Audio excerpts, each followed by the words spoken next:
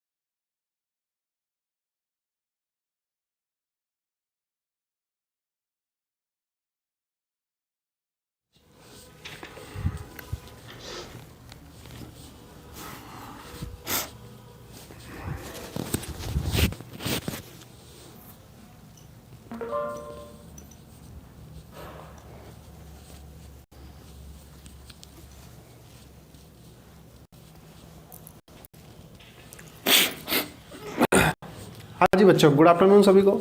जल्दी से जल्दी आ जाइए, आज का सेशन स्टार्ट हो चुका है।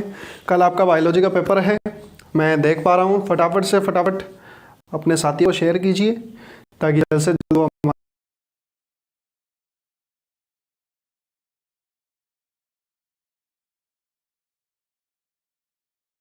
कि उन्हें बताया था कि सर जनन चैप्टर में से सबसे ज़्यादा जो मादा जनन वाला टॉपिक है जिसमें अंडाणु जनन है वो थोड़ा कष्ट दे रहा है, तो उसके संदर्भ में आप बताइए। तो आज हमने करके रख लिया था ताकि जब मैं बनाऊं उस समय हमारे समय जितना भी हो सके पूरा उपयोग में आ सके, तो कहीं ना कहीं हमारे को ये ना लगे कि हमारा समय फालतू जा रहा है।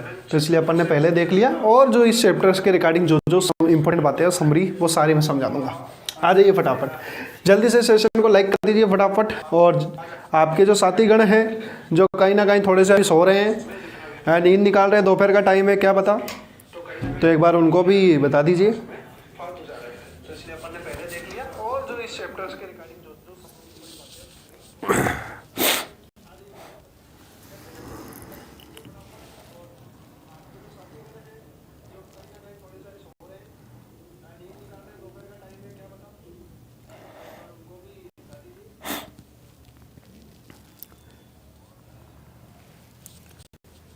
चलिए आज अपन स्टार्ट करते हैं जनन। मैं थोड़ी सी चैप्टर की समरी के बारे में एक बार बता देता हूं कि जनन वाले चैप्टर में अपन सबसे इंपॉर्टेंट टॉपिक पढ़ेंगे जिसके अंदर से अपन देखते हैं जनन चरण। कि जनन जब होता है और एक जो भ्रूण है उसका निर्माण होता है अपनी माँ के गर्भ के अंदर, तो उसके लिए कितने चरण होते हैं, तो उनको अपन 6 चरणों में बांटते हैं कि सबसे पहले वो प्रोसेस कैसे होगा। तो सबसे पहले होगा जो चरण है, उस चरण का नाम है युग्मक जनन। कौन सा चरण है बेटा? युग्मक जनन। युग्मक जनन। अब इस युग्मक जनन जिसको अपन गैमेटोजेनेसिस कह सकते हैं, युग्मक जनन। दूसरा एक और चरण है बच्चों जिसका नाम हो सकता है वीर्य सेचन, इंसेमिनेशन। तीसरा जो हो सकता है हमारे, वो हो सकता है निषेचन। तीसरा चरण का नाम क्या होगा? निषेचन। चौथे जो चरण होगा, उस चौथे चरण का नाम होगा अंतरोपण। अंतरोपण हो जाएगा। उसके बाद में पांचवा हो जाएगा गर्भावधि, और गर्भावधि के बाद में हमारे हो सकता है प्रसव। अंतिम जो चरण होगा वो होगा प्रसव। अब जो 6 चरण है विद्यार्थियों, 6 चरणों के बारे में एक एक के बारे में मैं आपको बता देता हूं। देखिएगा एक बार। युग्मक जनन जो होता है, इसमें क्या होता है कि जो नर और मादा होते हैं उनके अंदर अपने स्वयं की जनन इकाई जो होती है, युग्मक जो होते हैं उनका निर्माण होना। जैसे मैंने कहा जो पुरुष होता है, पुरुष की जनन इकाई कहलाती है शुक्राणु। तो शुक्राणु का निर्माण होना, ये जो है क्या कहलाएगा? युग्मक जनन। लेकिन किसके संदर्भ में? पुरुष के संदर्भ में। उसी प्रकार से मादा या महिला की बात करें तो उनके अंदर अंडाणु जनन की जो प्रक्रिया है, अंडाणु निर्माण की जो प्रक्रिया है, वो किस में आ जाएगी? जनन में। तो नर व मादा में युग्मकों का निर्माण होना, ये क्या कहलाता है? युग्मक जनन। ठीक है विद्यार्थियों। उसके बाद अगर बात करी जाए वीर्य सेचन किसे कहते हैं, तो नर के द्वारा शुक्राणुओं के मादा जननांगों में छोड़ देना या मादा जननांगों के किसी भाग पर छोड़ देना क्या कहलाता है? वीर्य सेचन कहलाता है। नर शुक्राणुओं का मादा जननांग यानी योनि भाग के, वजाइना भाग के अंदर छोड़ देना क्या कहलाता है? वीर्य सेचन। उसी प्रकार से एक और बात करते हैं निषेचन किसे कहते हैं। तो निषेचन क्या हो जाएगा विद्यार्थियों कि निषेचन के अंदर नर युग्मक व मादा युग्मकों का आपस में संलयन या फ्यूजन क्या कहलाता है? निषेचन। क्या कहलाता है? निषेचन। देखिए जैसे मैंने कहा ये शुक्राणु था, ये नर की इकाई जनन इकाई थी, और ये कौन था? अंडाणु, है ना। तो शुक्राणु ये किसकी थी बेटा? मादा की। तो शुक्राणु व अंडाणु का आपस में संलयन, क्या बोला मैंने? आपस में संलयन। वो संलयन ही क्या कहलाता है? निषेचन। क्या कहलाता है? निषेचन। फिर बात आती है अंतरोपण, किसे कहते हैं? इम्प्लांटेशन।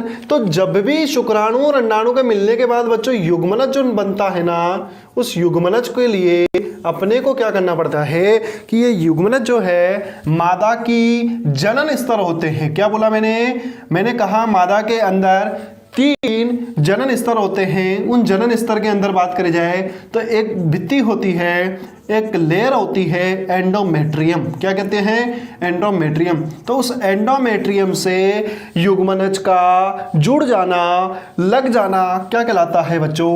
अंतरोपण। क्या कहलाता है? अंतरोपण। तो मादा के एंडोमेट्रियम वाले भाग या जननांग भाग से युग्मनज का जुड़ जाना क्या कहलाता है? क्या कहलाता है? अंतरोपण। और ये कौन सी अवस्था में होगा? ये कोरक पुट्टी का अवस्था में होगा। याद रखिए बच्चों, कोरक पुट्टी का अवस्था। आपसे पूछा जा सकता है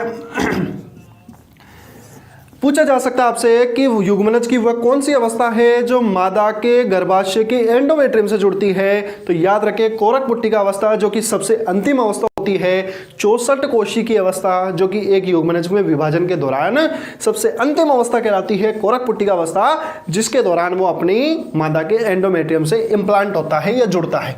अगली कौन सी है? गर्भावधि। गर्भावधि किसे कहते हैं बेटा? गेस्टेशन पीरियड किसे कह सकते हैं? ऐसी अवधि जिसके अंदर युग्मनज भ्रूण से, ये यूं कह सकते हैं युग्मनज या भ्रूण जो है वो कहीं ना कहीं पूरा एक बच्चे के रूप में 9 महीने की समय अवधि के अंदर पूर्णतः विकसित हो रहा हो, उस अवधि को क्या कहेंगे? गर्भ अवधि। क्या कहेंगे? गर्भ अवधि। तो किसी भ्रूण के जन्म से, किसी भ्रूण के निर्माण से लेकर उसकी प्रसव तक की समय अवधि को, वापस बोल रहा हूं, किसी भ्रूण के निर्माण से उसकी प्रसव तक की अवधि को गर्भावधि कहा जाता है। उसके बाद प्रसव किसे कहते हैं? तो किसी बच्चे का मादा जननांगों के द्वारा बाहर निकल जाना या किसी बच्चे का जन्म हो जाना क्या कहलाता है? प्रसव कहलाता है। और जो गर्भावधि होती है इसका महीने कितने होते हैं? 9 महीने। अप्रोक्सीमेट इसके आसपास में भी हो सकते हैं, कोई दिक्कत की बात नहीं है। ठीक है। और प्रसव क्या होता है? किसी भ्रूण का मादा जननांगों से बाहर आ जाना क्या कहला सकता है? प्रसव कहला सकता है। ठीक है विद्यार्थियों, चलिए इसके बाद अपन बात करते हैं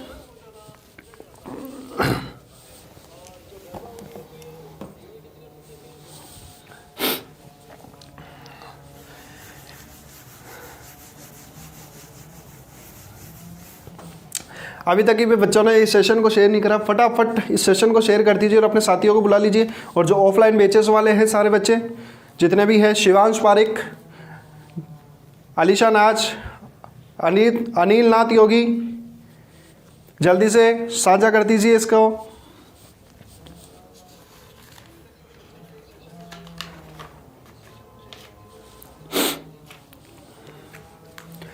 चलिए अब बात करते हैं बच्चों नर जनन तंत्र की। किसकी बात करते हैं? नर जनन तंत्र। उसके अंदर से कुछ चीजें आ रही है जो आपके सबसे इंपॉर्टेंट टॉपिक बैठ सकते हैं बच्चों। मैं उसी के संदर्भ में सबसे ज्यादा बात कर रहा हूं। और जिन बच्चों ने कमेंट्स के दौरान ये बताया था कि सर हमारे इस चीज़ की दिक्कत आ रही है इसलिए मैं ये चीज़ लेके आया हूं, तो प्लीज़ जल्द से जल्द इस सेशन को शेयर कीजिए, लाइक कीजिए। चलिए अब मैं आगे चल रहा हूं विद्यार्थियों कि नर जनन तंत्र के अंदर अपन 4 चीजें पढ़ेंगे। सबसे पहले जो चीज आती है बच्चों वो ध्यान रखें, एक जोड़ी वर्षण। बोलो क्या आएगा? एक जोड़ी वर्षण बोले तो पेयर ऑफ टेस्टिस। ठीक है। दूसरी क्या आएगी? सहायक नलिकाएं। क्या आएगी? सहायक नलिकाएं। क्या आएगी? सहायक नलिकाएं। तीसरा जो आ जाएगा वो कौन सा आ जाएगा बच्चों? जनन ग्रंथियां। कौन सी आ जाएगी? जनन ग्रंथियां। जनन ग्रंथियां। उसके बाद चौथे नंबर पे कौन सी आ जाएगी बच्चों? बाह्य जननांग। बाह्य जननांग। ठीक है बच्चों।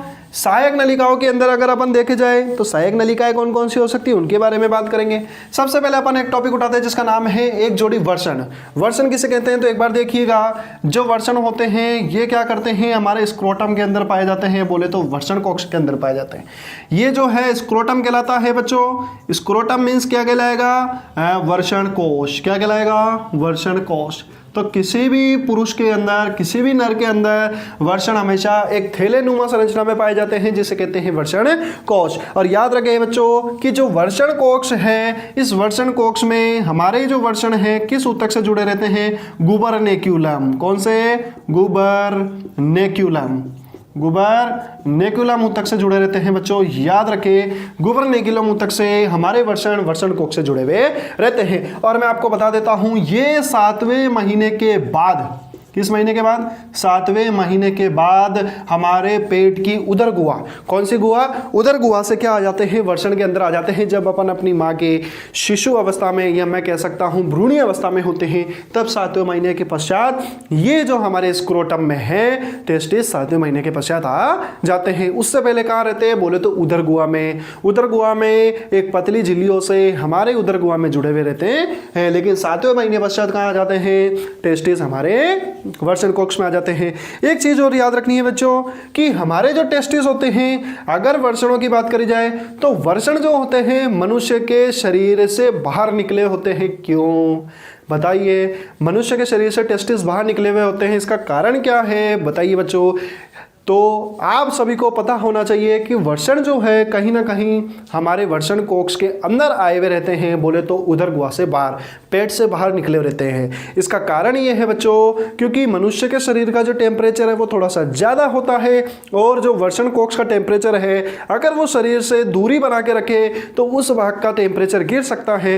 इसीलिए वर्षण कोश हमारे शरीर से बाहर होते हैं ताकि वो हमारे शरीर के तापमान के साथ मैच ना हो जाए। और तापमान का क्या लॉजिक है कि मनुष्य के शरीर में तापमान ज्यादा होने के कारण हमारे शरीर में कहीं ना कहीं शुक्राणुओं का निर्माण नहीं हो पाता, जिसी कारण से भगवान ने हमारे को हमारे टेस्टिस है वो शरीर से बाहर एक टेस्टिस जो है उसको वर्षण कोश में डाला है और वहां से 2 या 3 डिग्री सेल्सियस, याद रहे बच्चों हमारे वर्षण कोश के अंदर जो तापमान है वो कितने डिग्री कम रहता है?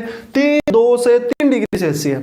सामान्य मनुष्य के पेट से और शरीर से वर्षण कोश का तापमान 2 से 3 डिग्री सेल्सियस कम रहता है। दूसरा एक और बात पूछा जा सकता है कि कभी कभी क्या होता है कि बच्चों के जो शरीर के अंदर जो वर्षण है वो पेट से या उदर गुहा से बाहर नहीं आ पाते। इसका कारण क्या है? तो ऐसी में एक बीमारी जिसको क्रिप्टोक्रिडिज्म कहते हैं। क्या कहते हैं? क्रिप्टोक्रिडिज्म। क्या कहते हैं? क्रिप्टोक्रिडिज्म कहते हैं। क्या कहते हैं? क्रिप्टोक्रिडिज्म। इसको क्रिप्टोक्रिडिज्म कहते हैं, ठीक है, जिसको एक सामान्य ऑपरेशन के द्वारा चीरा लगाकर बाहर निकाला जा सकता है। उसके बाद एक चीज और देखी होगी बच्चों की, हमारे जो जी बच्चों, मैंने कहा एक नीचे की तरफ होते हैं, इसका कारण क्या है?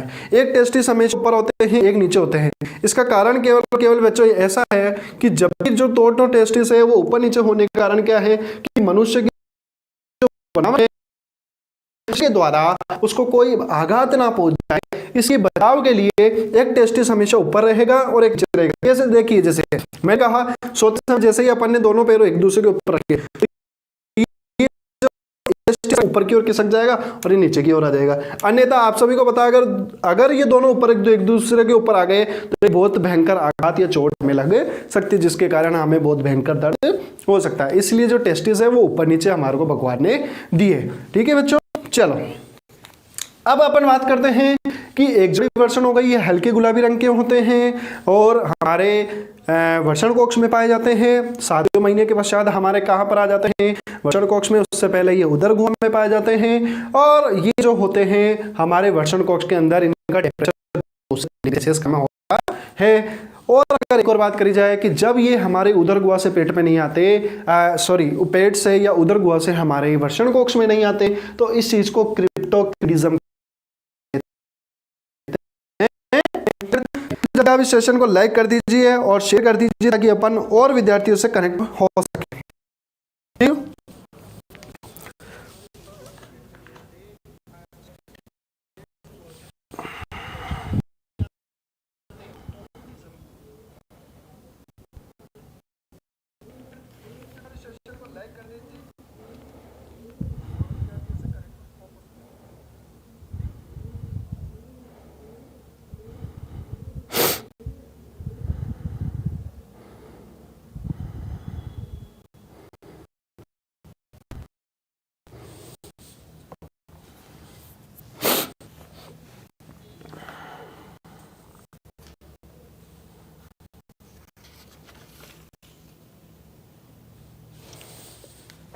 चलिए बच्चों, कुछ बच्चे कह रहे हैं कि सर थोड़ा सा वीडियो अटक रही है, तो हो सका एक बार आप रिफ्रेश मार लीजिए इसको और देख लीजिए एक बार हमारे यहाँ से सेटअप थोड़ा बहुत सही चल रहा है ना? ठीक है। अब बच्चों बात करता हूं इस टेस्टिस के बारे में, थोड़ा सा और आंतरिक संरचना में देखा जाए तो कुछ देखिए, मैंने कहा ये एक टेस्टिस है। इस टेस्टिस के अंदर जगह जगह यहां पर शुक्र जनन नलिकाएं पाई जा रही है। ये रही शुक्र जनन नलिकाएं।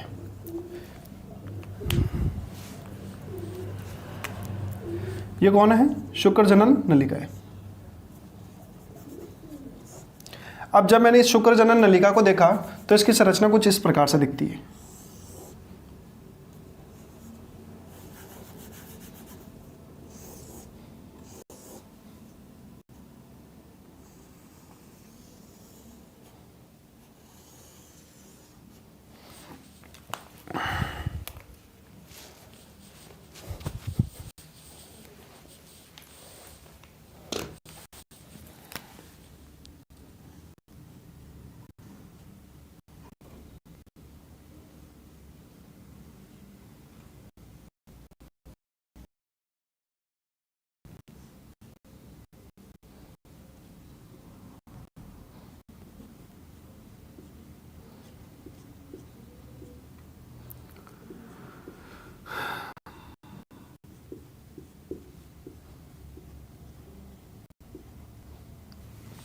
ये देखिए विद्यार्थियों, मैंने एक डायग्राम बनाई। ये जो है हमारी ये शुक्र जनन नलिका है।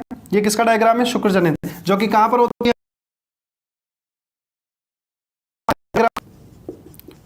जनन नलिका, सेमनीफेरस ट्यूब्यूल्स। ठीक है, इस शुक्र जनन नलिकाओं के मध्य आपको ध्यान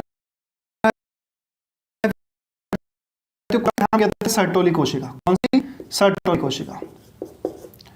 सर्टोली कोशिका। याद रहे बच्चों, आपसे पूछा जा सकता है सर्टोली कोशिका कहाँ पाई जाती है, तो दो शुक्र जनन नलिकाओं के मध्य, एक और एक, दो शुक्र जनन नलिकाओं के मध्य कौन सी कोशिका पाई जाती है, सर्टोली। और याद रखिए ये सर्टोली कोशिका वही है विद्यार्थियों जिससे आपका टेस्टोस्टेरोन हार्मोन निकलता है। कौन सा हार्मोन निकलता है, टेस्टोस्टेरोन, टेस्टोस्टेरोन हार्मोन निकलता है। किससे बच्चों, किसकी बात समझे। अब आपको यहाँ पर कुछ एक विशेष प्रकार की कोशिकाएं दिखाई दे रही होगी, इन कोशिकाओं की बात करें, लेडिंग कोशिका कहते हैं, सॉरी सर्टोली तो ये रही लेडिंग कोशिका है ना, अंतराली कोशिका जिसे कहते हैं, ठीक है। अब फिर मैंने कहा जो शुक्र जनन नलिकाएं होती है बेटा, इसके अंदर देखा जाए तो ये कहलाती है जनन उपकला। एक तो बाह्य उपकला होती है, बाह्य कला, ये बाह्य उपकला, और एक होती है अंदर वाली जनन उपकला, जनन उपकला। अब जो जनन उपकला होती है बच्चों, देखो जनन उपकला के अंदर कहीं कहीं एक संरचना आ रही है जो बाहर की तरफ उभार निकाल रही है, देखो ये रही, ये देखो बाहर जो निकल रही है ना, ये जो कोशिकाएं कहलाएगी, ये कहलाएगी आपकी सर्टोली कोशिका। कौन सी कहलाएगी, सर्टोली। कौन सी टोली, सर्टोली कोशिका। कौन सी टोली, सर्टोली कोशिका।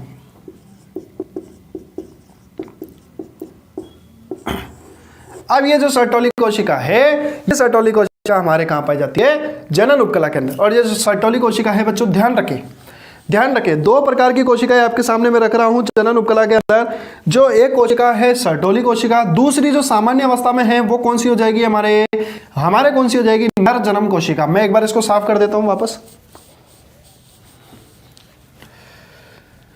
मैं एक बार वापस बता रहा हूं, आप ध्यान से समझिएगा। मैंने कहा ये वाली कोशिका, ये जो है शुक्र जनन नलिका है, शुक्र जनन नलिका के अंदर बाहर वाली कला बाह्य कला होगी, अंदर वाली जनन उपकला होगी। कौन सी होगी, जनन उपकला। और जनन उपकला के बीच की मैं आपको बात बता देता हूं।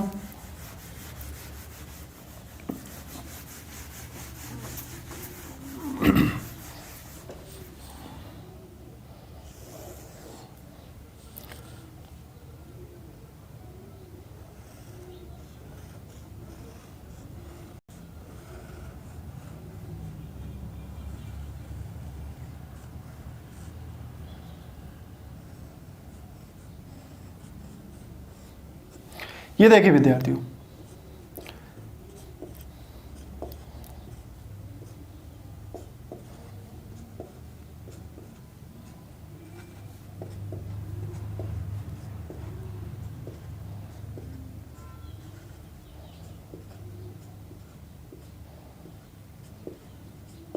ये देखिए, ये जो आपको बाहर गुंबदाकार निकाल दे रही है ना, ये कहलाती है जनन उपकला, सॉरी ये कहलाती है हमारी सर्टोली कोशिका। कौन सी, सर्टोली, ठीक है। और ये जो आपको सामान्य जो ऐसी गोलाकार आपको चपटी चपटी जो दिखाई दे रही है ना, नॉर्मल इसके समतल आकार में, ये जो है आपके, ये कौन सी हो जाएगी बच्चों, नर जन्म कोशिका, नर जन्म सेल या नर जन्म कोशिका, ठीक है बच्चों। अब आप सभी को बच्चों को एक चीज और पता रहनी चाहिए कि जो सर्टोली कोशिका है बच्चों, ये क्या करेगी, शुक्राणु का निर्माण, किसका निर्माण करेगी, निर्माण करेगी बच्चों शुक्राणु का। किसका निर्माण करेगी, शुक्राणु का। और ये जो आकार में होती है, ध्यान रखें, ये कैसी होती है, अभी अभी आपने देखा ये आकार में कैसी होगी, बड़ी। देखो ये बाहर क्यों निकली हुई है, ये कौन सी होगी, बड़ी, और ये कौन सी होगी, छोटी। कौन सी होगी, छोटी। दूसरा ये किसका काम करेगी बच्चों, याद रखें, ये किसका काम करेगी, शुक्राणु को पोषण देने का। किसका काम करेगी, शुक्राणु को पोषण देने का, शुक्राणु को पोषण देने का। आई यहां तक की बात समझ में मेरी बच्चों। तो ध्यान रखें कि नर के अंदर जो शुक्र जनन नलिका होती है वो क्या करती है, शुक्राणु का निर्माण करती है, और नर जन्म कोशिका शुक्राणु को पोषण देती है। अभी थोड़ी देर बाद में अपन शुक्राणु की निर्माण की विधि भी पढ़ेंगे, लेकिन इसके बाद जब अपन पूरे जनन तंत्र को कंप्लीट कर देंगे। तो ये आपके नर के अंदर बात हुई। नर के अंदर अपन ने सहायक नलिकाओं में सबसे पहले अपन ने वर्षण देखा, वर्षण के अंदर शुक्र जनन नलिका देखा। उसके बाद अब कुछ नलिकाओं के नाम है जिसके बारे में मैं आपको बता देता हूँ।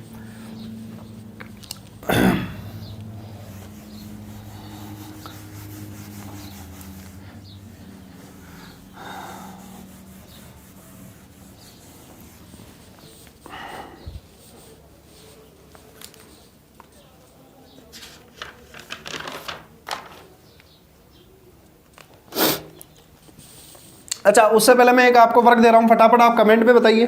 टेस्टोस्टेरोन के 2 कार्य बताना है, उनमें से मैं आपको एक चीज पूछ रहा हूँ कि मनुष्य के अंदर लिंग का निर्धारण क्या नाम है, मनुष्य का सेक्स हार्मोन किसे कहते हैं, पुरुष का जो सेक्स हार्मोन है किसे कहते हैं। मुझे आप फटाफट कमेंट बॉक्स में बताइए किस हार्मोन को पुरुष का सेक्स हार्मोन कहते हैं, फटाफट आप बता दीजिए।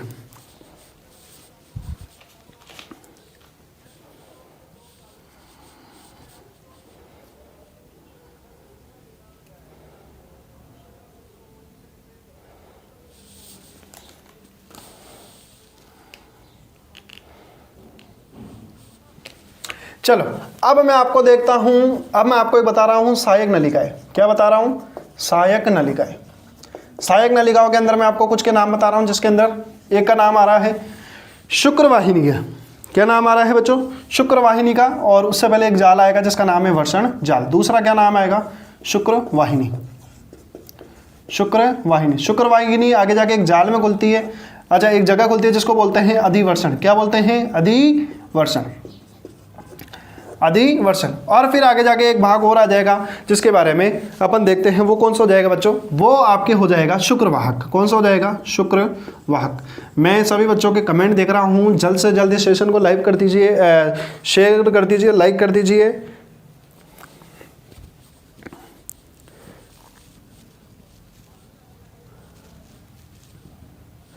चलिए, अब वर्षण जाल जो होता है, शुक्रवाहिनी जो होती है, अधिवर्षण और शुक्रवाहक, ये चारों कौन से हैं बच्चों भाग? याद रखिए चारों कौन से हैं? सहायक नलिकाएं। कौन से हैं? सहायक नलिकाएं। सहायक नलिकाएं। उससे पहले मैं एक क्वेश्चन और आपसे पूछ रहा हूं कि नर की जनन इकाई जो होती है ना, जनन इकाई, वो कौन है?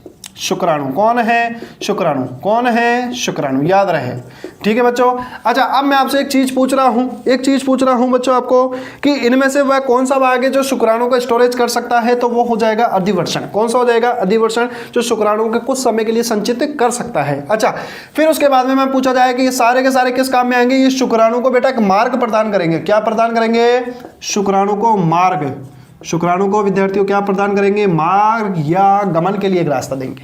ठीक है बच्चों, चलो उसके बाद आती है बच्चों सबसे इंपॉर्टेंट बात, जिसके अंदर अपन देखेंगे सबसे इंपॉर्टेंट बात आती है सहायक नलिका के बाद में जनन ग्रंथियां। कौन आती है? जनन ग्रंथियां। जनन ग्रंथियां। जनन ग्रंथियां। अच्छा, जनन ग्रंथियां तीन होती है बच्चों नर के अंदर, बोलो। प्रोस्टेट, दूसरी बल्बोयूरिथर, शुक्राशय,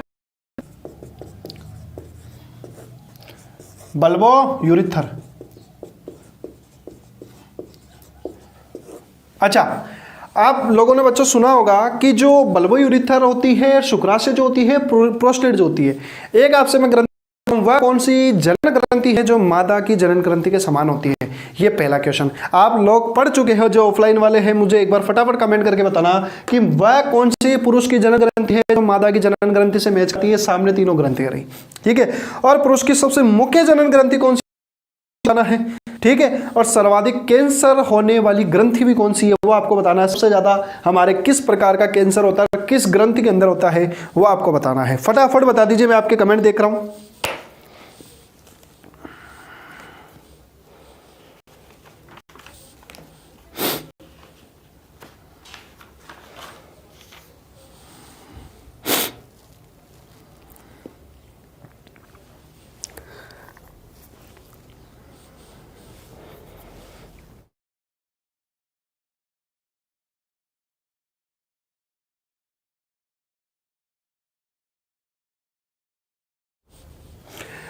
चलिए अब अपन देखते हैं 60% शुक्राणु का भाग बनाने वाली ग्रंथि कौन सी है? शुक्राशय। सर्वाधिक याद रखिए तो अगर, अच्छा ग्रंथियां सबसे पहले बात करी जाए, काम क्या आती है? काम क्या आती है ग्रंथियां? तो याद रखिए विद्यार्थियों, ग्रंथियां क्या आती है काम में कि शुक्र जो क्या नाम है, शुक्र जनन जो नलिका थी, उस शुक्र जनन नलिका के अंदर तो हमने देखा कि हमारे शुक्राणु का निर्माण हो रहा था, परंतु जब शुक्राणु अपने नर जननांग से जब बाहर निकलता तो वो एक लिक्विड में निकलता है, एक द्रव में निकलता है। उस द्रव को कहते हैं वीर्य या सीमन। वो सीमन जो है, वो जो द्रव है, वो बनता कहां पर है? उस द्रव को बनाने का काम करती है बच्चों जनन ग्रंथियां। कौन करती हैं? जनन ग्रंथियां। बिल्कुल याद रहे, शुक्राणु तो केवल वर्षण में बनते हैं, परंतु उसके साथ जो चिकना, भूसर और एक बदबूदार, अगर मैं कह सकता हूं अप्रिय करके कोई एक द्रव्य निकलता है, जो कौन बनाती है? जनन ग्रंथियां। और सबसे ज्यादा कौन बनाती है? शुक्राशय ग्रंथि। याद रखिए विद्यार्थियों, कौन बनाती है? शुक्राशय ग्रंथि। उसके बाद 25% कौन बनाती है उस वीर्य का भाग? प्रोस्टेट। बचा कितना? अरे बोलो बचा कितना? 15%। वो कौन बनाएगी? हमारी बल्बोयूरिथर। कौन बनाएगी? बल्बोयूरिथर। अच्छा, इनके अंदर में से मैं आपको एक बात बता देता हूं, एकमात्र एक प्रोस्टेट ऐसी है ग्रंथि है बच्चों जो जोड़ी में नहीं पाई जाती। किसमें? जोड़ी में नहीं पाई जाती, जोड़ी में नहीं होती, जोड़ी में नहीं होती। जोड़ी में नहीं होती। और ये दोनों किसमें होती है बच्चों? अच्छा, करेक्ट में आ गया इसका आंसर। बिल्कुल सही बात है बच्चों। बल्बोयूरेथ्रा वो ग्रंथि है जो मादा के अंदर समान होती है, मादा से समान होती है, मादा से समानता बताती है। क्या बताती हो? मादा से समानता, मादा से समानता बताती हो। ठीक है बच्चों, चलो एक और चीज आ रही है, इसका नाम है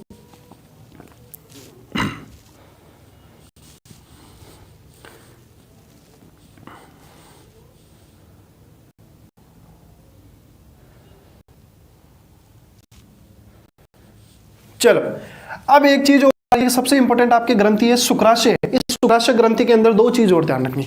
शुक्राशय जो ग्रंथि है बच्चों, दो चीज का और निर्माण करती है, वो याद रखें आप। एक का नाम है फ्रक्टोज, एक का नाम क्या है? फ्रक्टोज का नाम है फ्रक्टोज। दूसरी एक चीज का नाम याद रखें, प्रोस्टाग्लैंडोन। प्रोस्टा,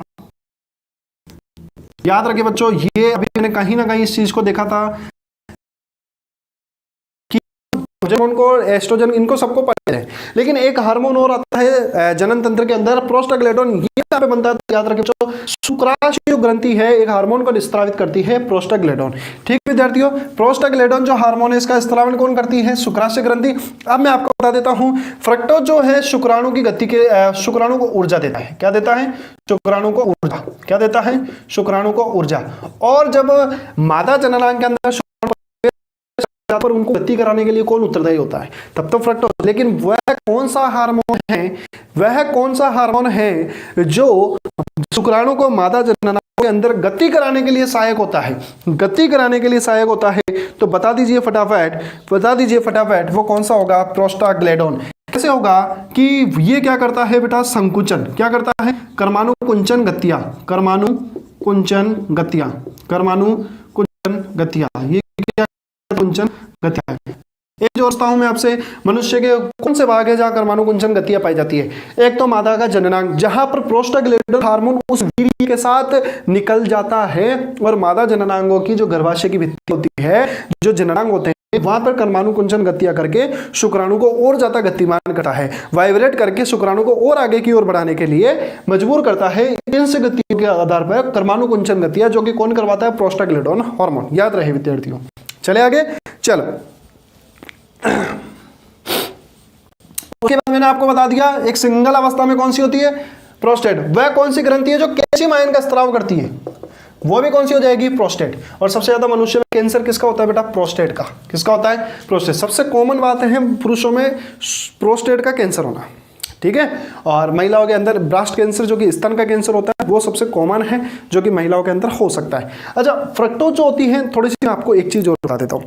फ्रक्टोज जब भी होती है, ये एक तरह से यूं भी काम में आ सकती है कि जो फ्रक्टोज होती है, जब भी कोई किसी महिला के साथ सामाजिक उत्पीड़न हो जाता है, या कोई मतलब रेप हो जाता है, या सेक्सुअल कोई ऐसी उत्पीड़न जैसी कोई घटना हो जाती है जिसके अंदर महिला का बहुत ज़्यादा शारीरिक शोषण किया गया हो, तो वहाँ पर ऐसे में उस केस की जांच के दौरान कैसे पता किया जाए कि भाई इसके साथ रेप हुआ है कि नहीं हुआ है, इसके साथ सामाजिक शोषण हुआ है कि नहीं हुआ है? तो याद रखिए बच्चों कि जो पुरुष का जो शुक्राणु होते हैं, उनके जो वीर्य होते हैं, उसी में केवल क्या पाया जाता है? फ्रक्टोज। क्या पाया जाता है? फ्रक्टोज।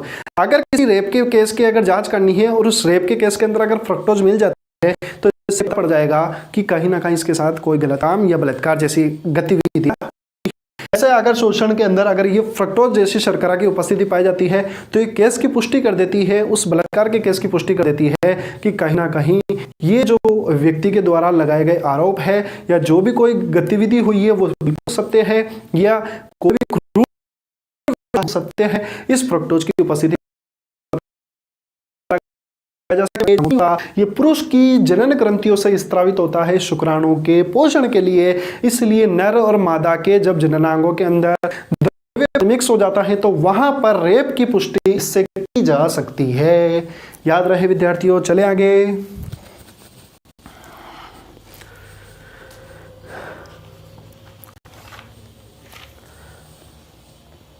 अब बच्चों बात करते हैं एक अगले चीज की, जिसका नाम है शीशन। क्या नाम है? शीशन। क्या नाम है? शीशन।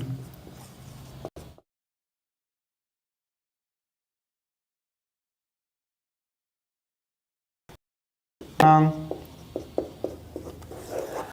बाह्य जननांग। पुरुष के बाह्य जननांग होता है जो कि कहीं ना कहीं मूत्र विसर्जन के साथ साथ वीर्य या शुक्राणु को स्खलन करने में या उनको जननांगों पे छोड़ने के लिए काम में आता है। शीशन जो होता है इसके अंदर इरेक्शन पाया जाता है, तब ये क्या करता है, जब फिजिकली जब पुरुष होता है तो उसके अंदर इरेक्शन के द्वारा ये क्या करता है बच्चों कि इसके द्वारा शुक्राणुओं का स्त्रावण कर दिया जाता है। दूसरा, शीशन के अंदर बेटा एक लेयर पाई जाती है जिसको ग्लास पेनिस का कहते हैं, जो कि कहीं ना कहीं सर्कमसिरम, जिसको अपन मुस्लिम संप्रदाय के अंदर कहते हैं खतना। उस खतना जो प्रोसेस होती है उसके दौरान जो लिंग के ऊपर या शीशन के ऊपर जो एक प्यूपी या अपन कह सकते हैं ग्लास पेनिस जो एक त्वचा होती है उसको खतना विधि के माध्यम से हटा दिया जाता है। ये मुस्लिम संप्रदाय में प्रथा होती है जिसको सर्कमसिरम भी कहा जाता है। ठीक है विद्यार्थियों, चलो अब बात करते हैं किसके बारे में, अब बात करते हैं मादा जननांग।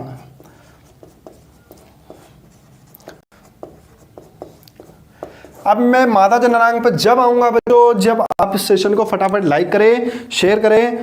मैं देख रहा हूं जितने भी ऑफलाइन वाले बच्चे हैं वो नहीं हैं, थोड़े बहुत अभी भी छुट्टी पर, फटाफट बुला लीजिए सभी को, जल्दी करिए।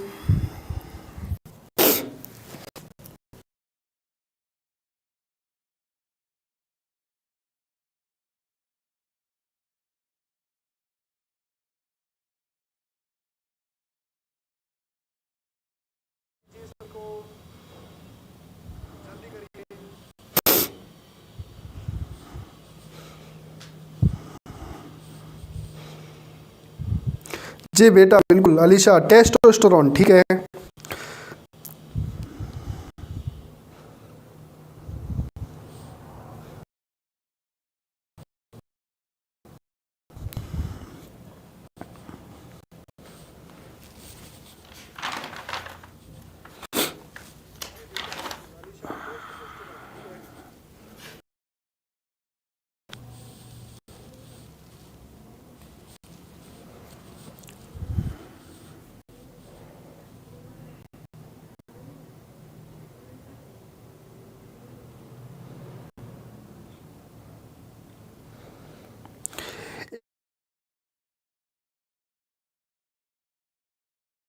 से फटाफट इस टेस्ट सीरीज को भी आप देख लें। अगर आपका जो है समय ड्यूरेशन वो पूरा होने के बाद इसके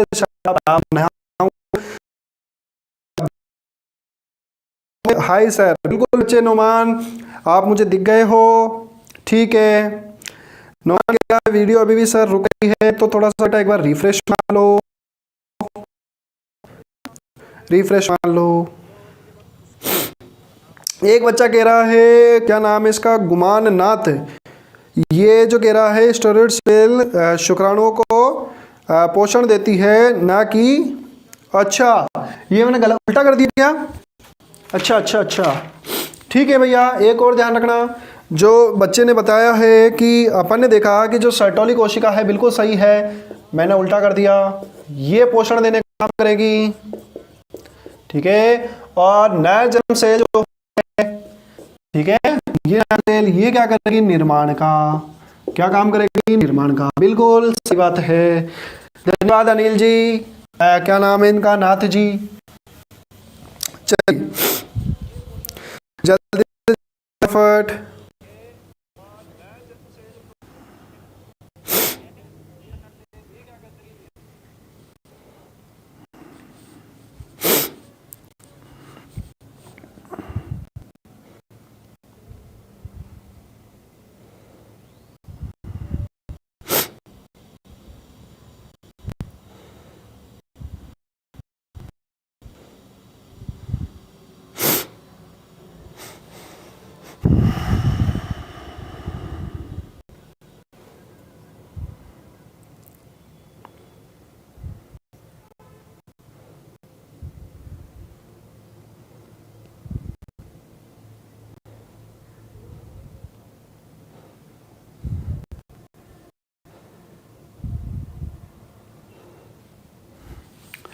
चलिए बच्चों फटाफट, मैं देख रहा हूँ कुछ बच्चे आ चुके हैं और कुछ अभी भी नींद निकाल रहे हैं। ये साढ़े कुछ बच्चे तो ऐसे हैं, मारवाड़ी में क्या है, ढेला, ये ढेले के ढेले ही हैं, सो रहे हैं अभी भी।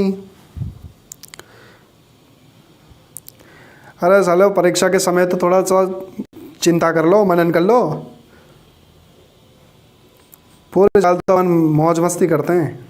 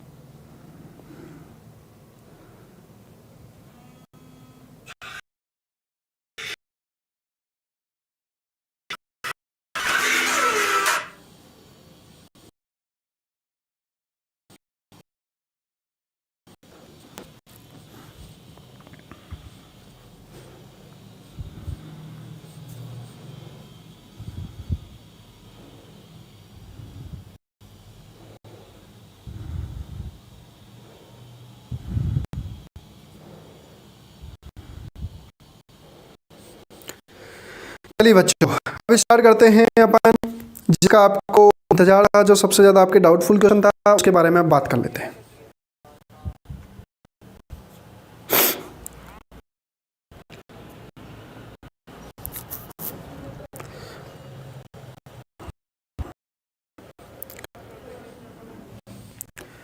चलिए,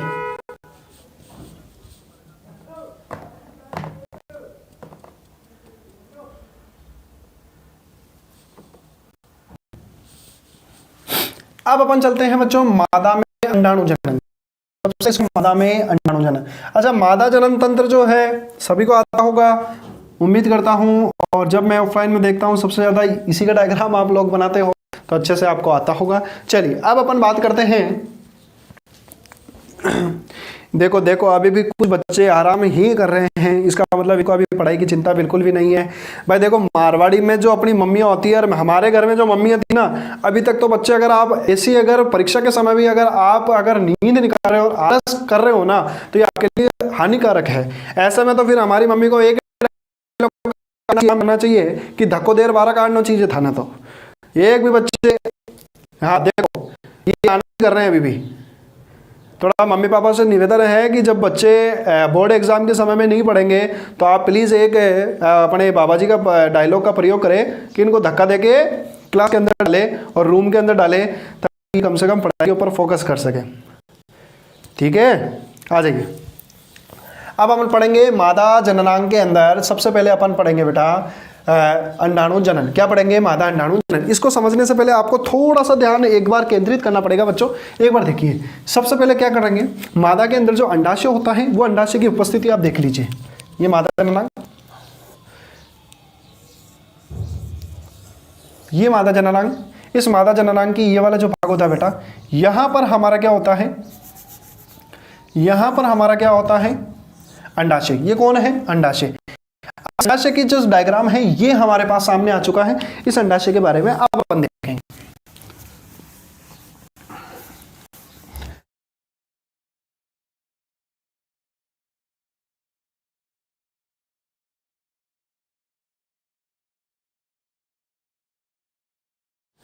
बोलो आलिशा, क्लास के समय मैंने आपको बोला था क्लास में आप पूछ लेना। बताइए अब जो भी आपके डाउट हैं पूछिए। चलिए बच्चों, अब अपन बात करते हैं मादा में अंडाणु जनन। ये कौन है? अंडाशय। अंडाशय के अंदर अपन देखते हैं बच्चों कौन है, एक विशेष प्रकार की कोशिका होती है जो कि आपको नर और मादा दोनों में याद रखनी है। जब भी मादा की बात होगी तो अंडाणु का निर्माण पीजीसी कोशिका करेगी, नर की बात करें तो भी शुक्राणु का निर्माण कौन करेगी? पीजीसी कोशिका। जो याद रखे अंडाशय के अंदर बच्चों एक याद रखे, सबसे बाहर वाली एक भित्ति होती है जिसको मेसोवेरियम बोलते हैं। क्या कहते हैं? मेसोवेरियम। अंडाशय की जो सबसे बाहरी वाली भित्ति है बच्चों, और मेसोवेरियम जो है बच्चों, उसके अंदर एक उपकला जाती है जिसको बोलते हैं जनन उपकला। क्या बोलते हैं? जनन उपकला। याद रखिए बच्चों, सबसे बाहर वाली भित्ति का नाम बोलेंगे मेसोवेरियम, उसके अंदर कौन है? जनन उपकला। जनन उपकला के अंदर एक विशेष प्रकार की कोशिका पाई जाती है जिसको बोलते हैं पीजीसी कोशिका, आद्य जनन कोशिका, प्राइमरी जर्म सेल। ठीक है, आद्य जनन कोशिका। और ये जो इसके अंदर जो लिक्विड पाया जा रहा है बच्चों, ये कहलाता है स्ट्रोमा। क्या कहलाता है? स्ट्रोमा। क्या कहलाता है? स्टोमा। याद रखें बच्चों, जो पीजीसी कोशिका है जैसे ये बाहर निकलती है इसमें लगातार समसूत्री विभाजन होता है। क्या होता है? लगातार समसूत्री विभाजन होता है। याद रखें, पीजीसी कोशिका में प्रारंभ से समसूत्री विभाजन होगा और समसूत्री विभाजन के दौरान एक पीजीसी से 2, 2 से 4, ये देखिए 1 से 2, 2 से 4 ये बनेगी। अब जो पीजीसी कोशिका जो हमारे पास बन रही है उस पीजीसी कोशिकाओं के अगर बारे में बात करी जाए तो ये पीजीसी कोशिकाएं हैं। इस पीजीसी कोशिका के अंदर जैसे ही ये बाहर आ जाती है और इसमें लगातार समसूत्री विभाजन हो जाता है तो इसको बोलते हैं बच्चों क्या? इसको बोलते हैं अपन अंडजनक कोशिका। क्या बोलते हैं इसे? अंडजनक कोशिका। वापस सुने, पीजीसी कोशिका जब है तब इसे अंडजनक कोशिका कहते हैं। कंप्लीट। अब एक पीजीसी कोशिका में कई प्रकार के समसूत्री विभाजन होते हैं। कंप्लीट, ठीक है। अब मैं कहता हूं बच्चों कि ये तो हुआ अंडाशय के अंदर हमारी पीजीसी कोशिका के बारे में, लेकिन मैं कहता हूं कि जो मादा में अंडाणु जनन है, चरणों पड़ेंगे। पहला चरण का नाम है बच्चों घूर्णन अवस्था। कौन सा अवस्था? घूर्णन अवस्था। दूसरी है वृद्धि अवस्था, जिसको ग्रोथ फेज भी कह सकते हैं। और तीसरी का अवस्था का नाम क्या है?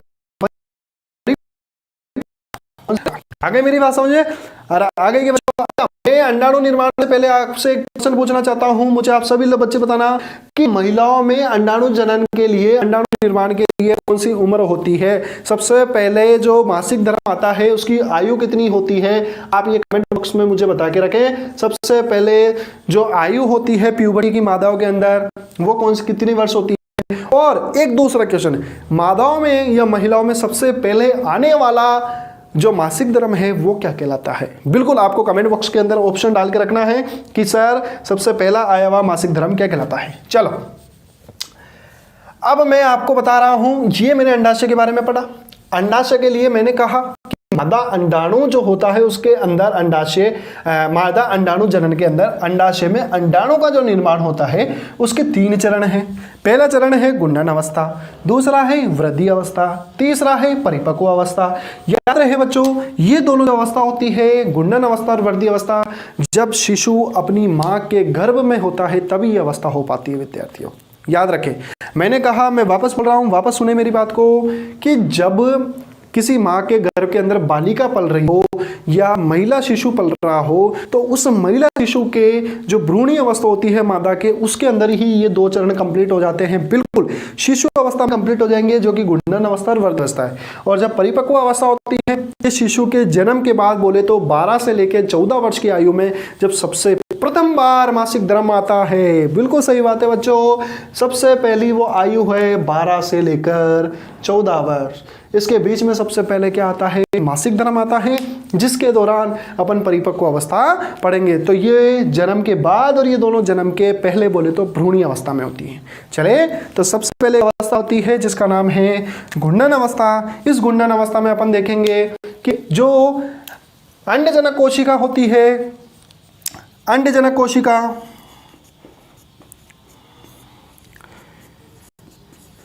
इस अंडजनक कोशिका, ठीक है, केंद्र में आकर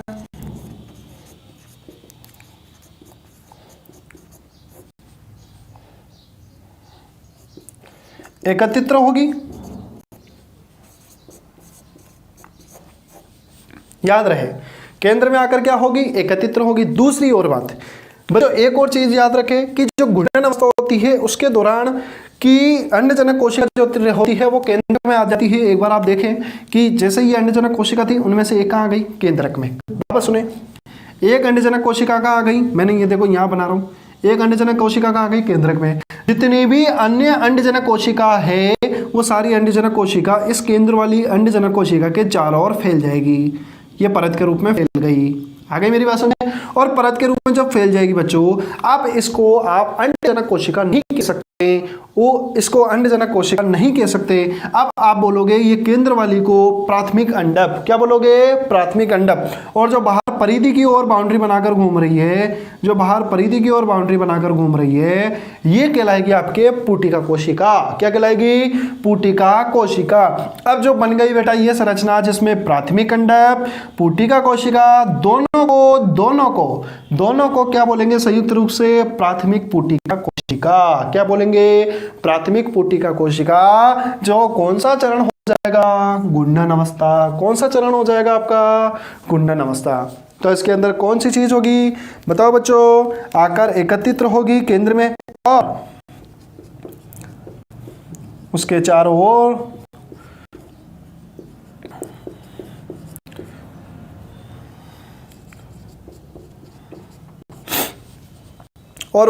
ओर अन्य अंडजनक कोशिका बनेगी।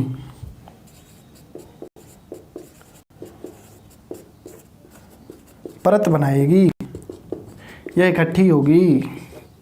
ठीक है। अब इस संरचना को क्या बोलेंगे? बोलो बच्चों। प्राथमिक पुटिका कोशिका। क्या बोलेंगे? प्राथमिक पुटिका कोशिका।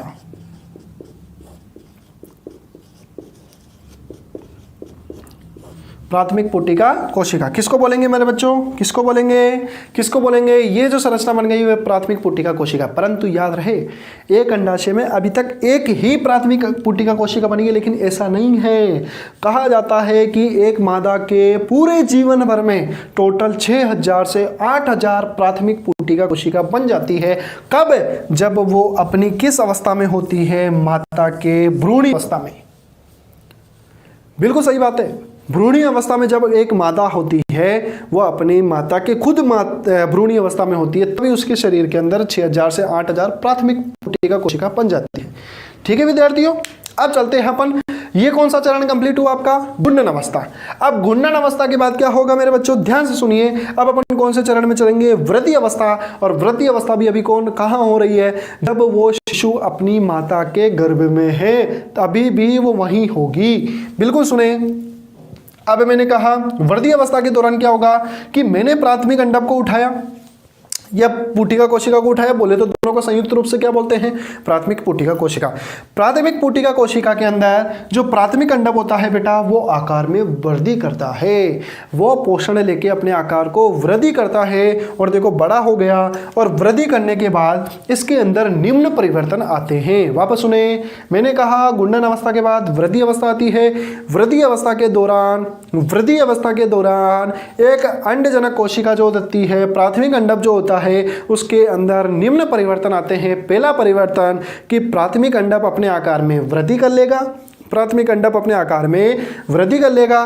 दूसरा, प्राथमिक अंडक के चारों ये जैसे मैं आपको डैश करके बताया है, ये एक परत है। तो प्राथमिक अंडक के चारों ओर ग्रेनुलोसा की परत आ जाती है। किसकी परत आ जाती है? ग्रेनुलोसा। याद रखें बच्चों, वापस बता रहा हूं, ध्यान से सुने।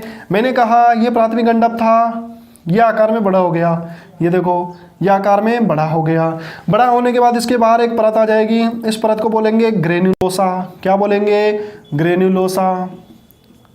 ठीक है। ग्रेनुलोसा के बाद एक और परत आ जाएगी बच्चों जिसको बोलेंगे वल्कुटीय कण। क्या बोलेंगे? वल्कुटीय कण। ये कौन है? वल्कुटीय कण। ये आपके सामने दिख रहे हैं बच्चों, वल्कुटीय कण।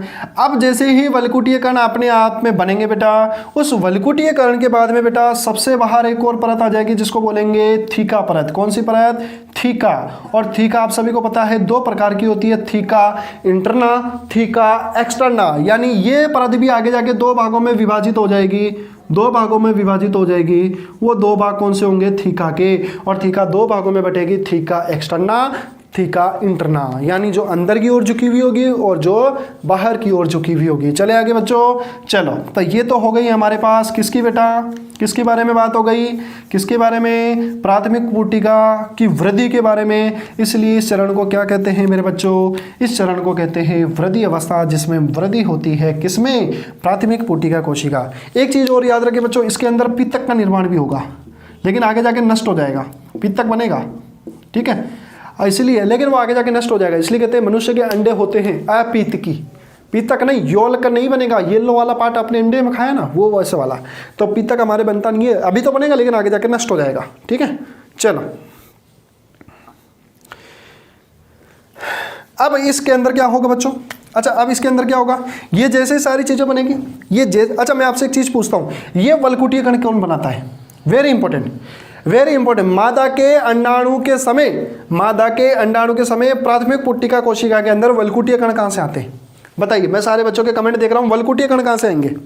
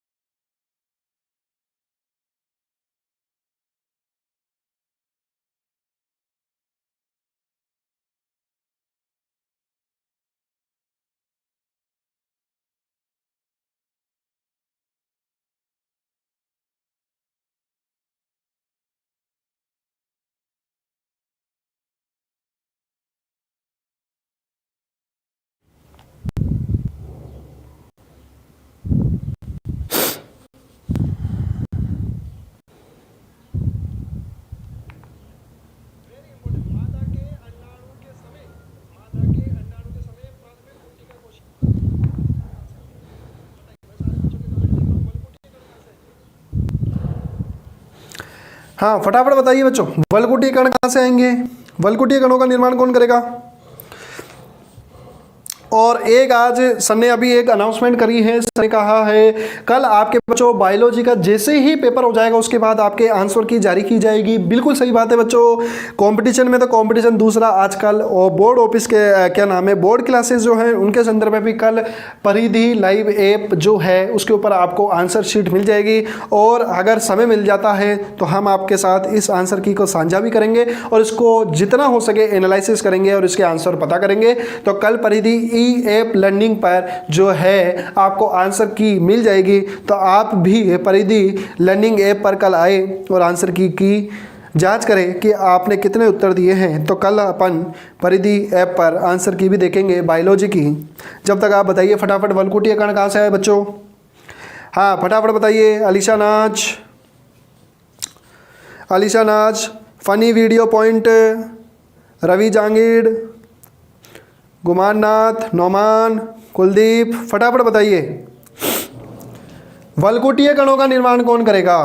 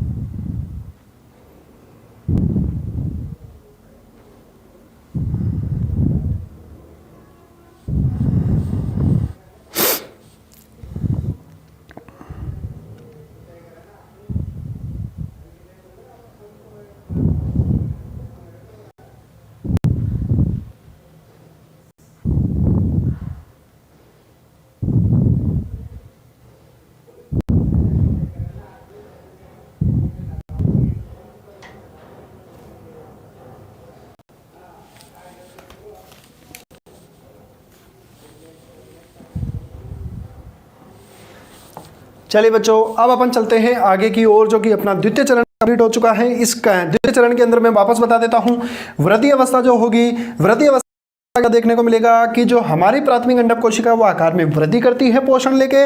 दूसरे उसके चारों ओर वल्कुटीय कण बनते हैं, ग्रेनुलोसा की परत बनती है और थीका इंटरना की परत बनती है। थीका की जो परत बनती है, थीका की जो परत है वो दो भागों में बढ़ जाती है, थीका इंटरना और थीका एक्सटर्ना। एक्सटर्नल नाम से पता पड़ रहा है, ये बाहर वाली परत होगी, ये अंदर वाली। चलिए बच्चों आगे। अच्छा, वल्कुटीय कण का क्वेश्चन मैंने आपसे पूछा था, इसका निर्माण करता है गोल्जी कॉय। कौन करता है? Golgi coy. कौन करता है? Golgi coy. कौन करता है बच्चों? Golgi coy. चले आगे। चलो अब उसके बाद में क्या होगा, इस जो मैंने अभी डायग्राम आपके सामने बनाया है, ये डायग्राम किसका है? प्राथमिक पुटिका कोशिका। और ये जो प्राथमिक पुटिका कोशिका है, इसके अंदर एक अर्धसूत्री विभाजन होगा। वो अर्धसूत्री विभाजन कौन सा है बच्चों? वो अर्धसूत्री विभाजन कौन सा हो जाएगा? वो अर्धसूत्री विभाजन हो जाएगा प्रोफेज फर्स्ट की डाइकाइनेसिस। कौन सा है? इसके अंदर याद रखें बच्चों कि इसके अंदर एक कोशिका विभाजन होता है जिसका नाम है अर्धसूत्री कोशिका विभाजन। उसकी कौन सा नाम है बेटा? प्रोफेज की डाइकाइनेसिस अवस्था तक ये आकर रुक जाता है। कौन कौन बच्चों? कौन? ये प्राथमिक पुटिका कोशिका। प्राथमिक पुटिका कोशिका जो है, इसके अंदर अपन देखेंगे जैसे ही इसकी वृद्धि अवस्था होती है तो वृद्धि अवस्था के दौरान प्रोफेज फर्स्ट की डाइकाइनेसिस अवस्था तक ये रुक जाता है। इसका मतलब यहां पर जो अपन ने प्राथमिक अंडक देखा, इसके अंदर विभाजन होने ही लगता है, लेकिन विभाजन की एक अवस्था आती है प्रोफेज फर्स्ट, और वहां पर जाकर ये क्या हो जाता है? रुक जाता है। इसका मतलब पूरा कोशिका विभाजन नहीं हुआ। पूरा कोशिका विभाजन नहीं हुआ।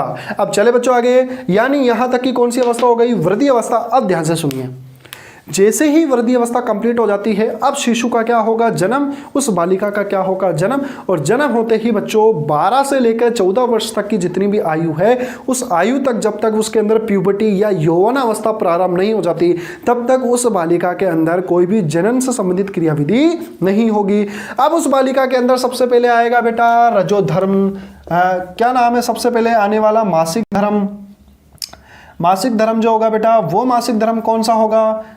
मासिक धर्म जो होगा, उस मासिक धर्म को जो प्रथम बार आएगा, उस प्रथम बार आने वाले को क्या बोलेंगे?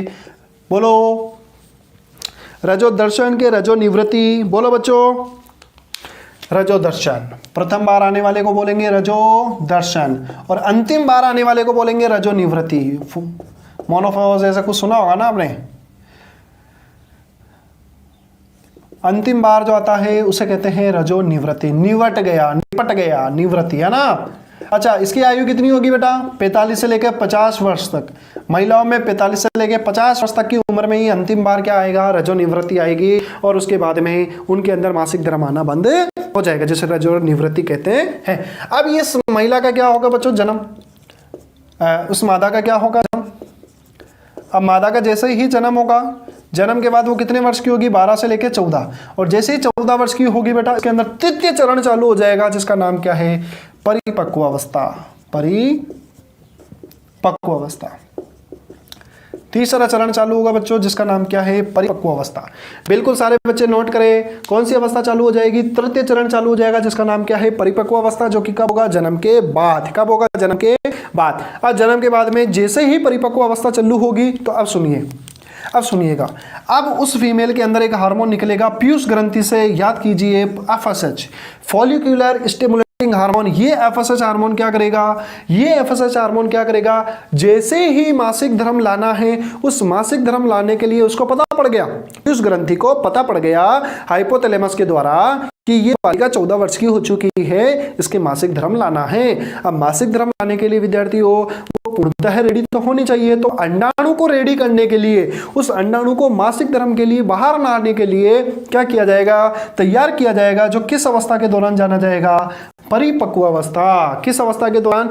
परिपक्व अवस्था के लिए जाना जाएगा। अब ध्यान से सुनिए, एफएसएच हार्मोन अंडाणु जो है उस अंडाणु पर कार्य करेगा। अब कौन से अंडाणु पर बच्चों? याद रखें, ये वाला अंडाणु, जिसका अभी भी अपन ने नाम क्या बोल रखा है? प्राथमिक पुटिका। क्या बोला? प्राथमिक पुटिका। याद रखें, ये जो प्राथमिक पुटिका है, इस प्राथमिक पुटिका जो है, इस प्राथमिक पुटिका के जो भाग है, इसके अंदर कौन सा नाम था? केंद्रक, जिसको क्या बोला था? प्राथमिक अंडक। याद रखें, इस प्राथमिक अंडक के अंदर कोशिका विभाजन जो था अर्धसूत्री, उसकी प्रोफेज की डाइकाइनेसिस अवस्था, प्रोफेज फर्स्ट की डाइकाइनेसिस अवस्था तक रुक गया था। अब जैसे ही बच्ची का जन्म हुआ, 14 वर्ष की आयु हुई, पीयूष ग्रंथि जो थी उसको हाइपोथैलेमस ने कमांड दिया कि तू हार्मोन निकाल एफएसएच, और ये एफएसएच हार्मोन इस प्राथमिक पुटिका की किसके पास जाएगा बेटा, केंद्रक के पास, जहां पर कोशिका विभाजन रुक गया था। अब उसे क्या कर देगा, चालू, क्या कर देगा, चालू कर देगा। और चालू करने के बाद पूर्णतः जैसे ही चालू करेगा फिर बाद में जाकर एक कोशिका विभाजन पर रुक जाता है, जिसको बोलते हैं अर्धसूत्री विभाजन की एनाफेज सेकंड अवस्था। कौन सी अवस्था, एनाफेज सेकंड। लेकिन याद रहे यहाँ पे क्या थी फर्स्ट, यहाँ पे क्या है सेकंड। इसका मतलब अर्धसूत्री विभाजन प्रथम तो हो गया, और जैसे ही प्रथम हो गया तो याद रखे बच्चों, अर्धसूत्री विभाजन प्रथम होने पर प्राथमिक अंडक 2 भागों में बटेगा। प्राथमिक अंडक 2 भागों में, कितने भागों में, प्राथमिक अंडक के 2 भाग हो जाएंगे। पहला बोलो बेटा, पहला आपने नाम सुन लिया होगा, कहाँ बनाया मैंने, ये रहा। पहला क्या बनेगा, द्वितीयक अंडक, और दूसरा ध्रुवीय कोशिका। तो ये केंद्रक के 2 भाग हो जाएंगे। पहला बोलना द्वितीयक अंडक, द्वितीयक अंडक, दूसरा जो बनेगी वो बनेगी ध्रुवीय कोशिका। कौन सी, ध्रुवीय कोशिका। और जो ये दोनों बनेंगे ध्रुवीय कोशिका और मैंने कहा द्वितीयक अंडक, ये जो है द्वितीयक अंडक आकार में बड़ा बनता है, ध्रुवीय कोशिका आकार में छोटी होती है। दूसरा, ये बाद में जाकर बच्चों नष्ट हो जाएगी। ये क्या हो जाएगी, नष्ट। बाद में जाकर ध्रुवीय कोशिका क्या हो जाएगी, नष्ट हो जाएगी। और क्या बचेगा, द्वितीयक अंडक। अब जो द्वितीयक अंडक बचा है बच्चों, अब जैसे ही इसके 2 भाग होते हैं, अब कोशिका विभाजन आगे चलता है, परंतु एनाफेज सेकंड पर आकर पुनः रुक जाता है। वापस सुने, वृद्धि अवस्था में प्रोफेज फर्स्ट की डायकाइनेसिस अवस्था तक रुका, बालिका का जन्म हुआ, जन्म के बाद वो 14 साल की हुई, हाइपोथैलेमस ने पीयूष ग्रंथि को कमांड दिया और एफएसएच हार्मोन निकाला, और निकालने के बाद इसके अंदर जो प्रोफेज की जो डायकाइनेसिस अवस्था थी इसको कंप्लीट चालू कर दिया। चालू करने के बाद इसके अंदर केंद्रक का अर्धसूत्री विभाजन प्रथम हुआ, जिसके कारण केंद्रक 2 भागों में बटा। इस केंद्रक को क्या नाम बोला था, प्राथमिक अंडक। ये केंद्रक 2 भागों में विभाजित होने के बाद एक भाग बनता है द्वितीयक अंडक, दूसरा बनता है ध्रुवीय कोशिका। और ध्रुवीय कोशिका बनने के बाद ध्रुवीय कोशिका आकार में छोटी होती है, द्वितीयक अंडक आकार में बड़ा होता है। ध्रुवीय कोशिका आगे जाके नष्ट हो जाएगी, और द्वितीयक अंडक जो है यही हमारी मुख्य अंडाणु कोशिका है। लेकिन याद रहे, जैसे ही द्वितीयक अंडक बनता है, इस द्वितीयक अंडक के अंदर भी एनाफेज सेकंड यानी अर्धसूत्री विभाजन सेकंड की एनाफेज सेकंड पर जाकर वापस रुक जाता है। तो याद रखें। अच्छा, जैसे ही ये यहाँ पे रुक जाता है बच्चों, अब क्या होगा, अब क्या होगा, अब क्या होगा, वापस सुनिए। ये जैसे ही ये इसके चारों ओर जो आवरण है ये कहलाता है ग्रेफियन पुट्टिका। क्या कहलाती है, ग्रेफियन पुट्टिका। अब मैंने कहा द्वितीयक अंडक है और ध्रुवीय कोशिका है। अब जैसे ही ये थोड़ी देर बाद में नष्ट हो जाएगी और इसकी संरचना कुछ ऐसी रहेगी। ये आपकी द्वितीयक अंडक। कौन है, द्वितीयक अंडक। अब उस मादा ने क्या करा, मादा ने करा, अब मान लीजिए वो कुछ इस वर्ष की आयु में आ गई होगी। अब इसके अंडाणु बार बार बाहर निकलेंगे, क्या करेंगे, बाहर निकलेंगे। अब जैसे ही अंडाणु बाहर निकलेंगे बेटा, तो ये जो ग्रेफियन पुट्टिका है, ये ग्रेफियन पुट्टिका है, फट जाएगी, और फटने के बाद बेटा इस प्रकार से इसका आकार हो जाएगा। ये फटेगी, और फटने के बाद ये इसके और बाहर क्यों निकलेगा, और जैसे ही बाहर निकलेगा बेटा, तो ये यहाँ पे देखिए ये द्वितीयक अंडक बाहर निकल जाएगा। और ये जो द्वितीयक अंडक है बेटा, ये जो द्वितीयक अंडक है ये बाहर निकल रहा है, द्वितीयक अंडक। और इस द्वितीयक अंडक को ही बोलेंगे अंडाणु कोशिका। क्या बोलेंगे, अंडाणु कोशिका। क्या बोलेंगे, अंडाणु कोशिका। तो याद रखें, मादा के मासिक धर्म के दौरान जो अंडाणु निकलता है वो एक्चुअल में है कौन, वो द्वितीयक अंडक है। अभी अपन ने नाम बोला था उसको द्वितीयक अंडक। वो जब बाहर निकलता तब उसको अपन अंडाणु या एक सेल बोल देते हैं। चले आगे। अब जो अंडाणु है, ये अंडाणु जैसे ही बाहर निकलेगा या द्वितीयक अंडक जब बाहर निकलेगा, तो इसके बाद वो ग्रेफियन पुट्टिका को फाड़ देता है। और ग्रेफियन पुट्टिका जब फट जाती है तो इसको बच्चों रप्चर्ड या कटी फटी कॉर्पस ल्यूटियम कहते हैं। क्या कहते हैं, कटी फटी कॉर्पस ल्यूटियम कहते हैं। कब, जब ग्रेफियन पुट्टिका को द्वितीयक अंडक कोशिका या अंडाणु कोशिका फाड़ कर बाहर निकल जाती है, तब उसे कॉर्पस ल्यूटियम या कटी फटी कॉर्पस ल्यूटियम कहते हैं। चले आगे, चले बच्चों, चले। यहां तक का आपका पूरा कंप्लीट हुआ। मैंने परिपक्व अवस्था में अब एक और चीज लिखनी है। परिपक्व अवस्था की अर्धसूत्री विभाजन की एनाफेज सेकंड तक ये रुक जाता है, परंतु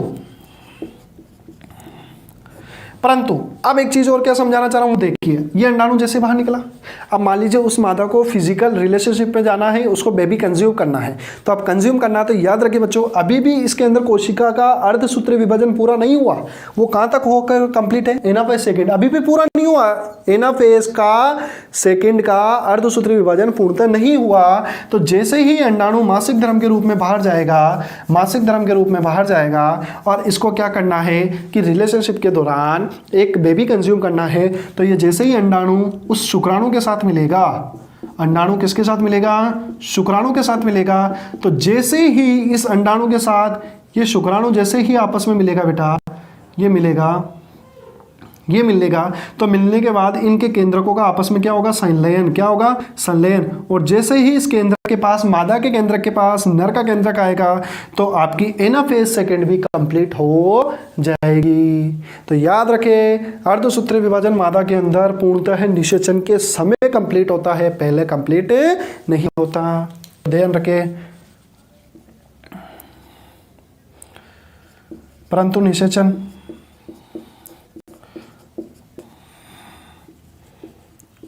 शुक्राणु के मिलने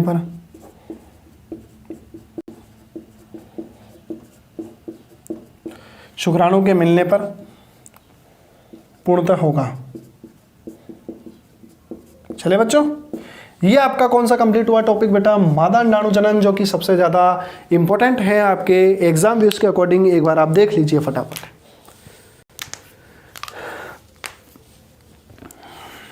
अब मैं आपके सामने कुछ क्वेश्चन रख रहा हूं बच्चों, फटाफट आप मुझे उनका आंसर दीजिएगा। सबसे पहले फटाफट आंसर दीजिएगा।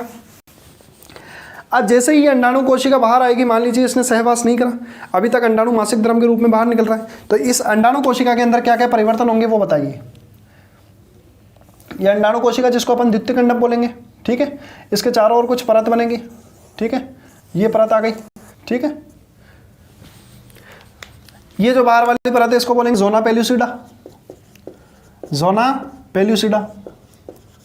याद रखें बच्चों, मैंने कहा अंडाणु जब बाहर निकल जाता है पूरा परिपक्व होकर, तब उसकी संरचना में क्या परिवर्तन आएगा, ये रहा। इसके बाद एक और परत होती है जिसका नाम है कोरोना रेडिएटा। क्या बोलते हैं बच्चों इसको, कोरोना रेडिएटा। याद रखिए बच्चों, कोरोना रेडिएटा। चले आगे। ये कोरोना रेडिएटा वही परत है बच्चों जिसको शुक्राणु भेदने आता है, और जो शुक्राणु भेदने आएगा, इस शुक्राणु को भेदने के लिए क्या चाहिए बेटा, एक एंजाइम चाहिए जिसको बोलते हैं पाचनकारी एंजाइम, हाइड्रोलाइजेज, है ना, लयन एंजाइम चाहिए, जो शुक्राणु के एक्रोसोम में पाए जाते हैं। किस में पाए जाते हैं, एक्रोसोम में। ये रहा शुक्राणु का एक्रोसोम, ये रहा, ये शुक्राणु का एक्रोसोम है जहां पर हाइड्रोलाइजेज एंजाइम मिलेंगे, जो कि इस बाहर वाली भित्ति को क्या करेंगे, गलाएंगे। क्या करेंगे, गलाएंगे। इस भित्ति का नाम क्या है, कोरोना रेडिएटा। अब मैं आपके सामने, अच्छा ये इसकी अंडाणु की संरचना हो गई। अब मैं आपसे एक क्वेश्चन पूछ रहा हूं, मुझे आप फटाफट आंसर दीजिएगा। मैं आपके वन लाइनर क्वेश्चन फटाफट तैयार करा रहा हूं, जल्दी सारे बच्चे बताइएगा। जन्म का हार्मोन किसे कहते हैं, जन्म हार्मोन, ठीक है। लव का हार्मोन, ठीक है।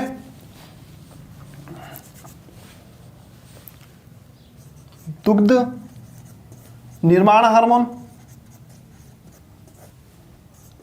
या संश्लेषण, दुग्ध संकुचन हार्मोन, मिल्क इजेक्शन हार्मोन किसे कहते हैं।